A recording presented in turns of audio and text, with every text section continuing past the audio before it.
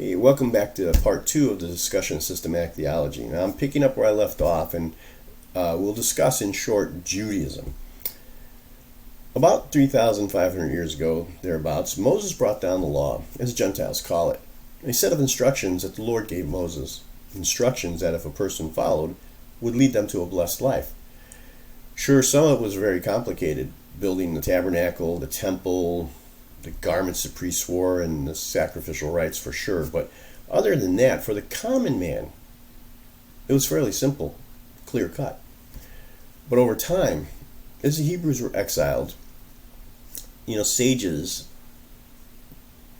academics, biblical scholars began adding rules and regulations based on their own interpretations and opinions, creating what would be called the Babylonian Talmud.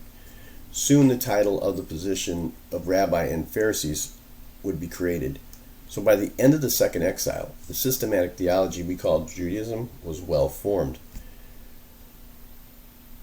Now, if you put on your blinders, and I'm going to say that, and if you open your mind, I'm going to say that as well, and read the Gospels clearly and in context, you will see that John the Baptist, as a prophet was calling Hebrews back to the organic faith that the Lord had created.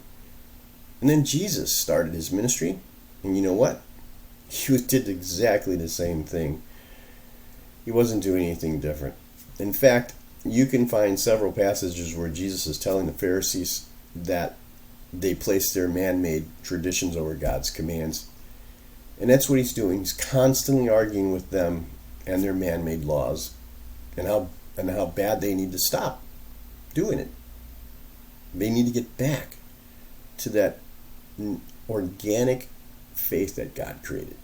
The apostles continued after Jesus' death and resurrection, saying the same thing more or less. Yeah, they spread the message to new people, but they were saying exactly the same thing. Now, after Jesus, the faith still had no name.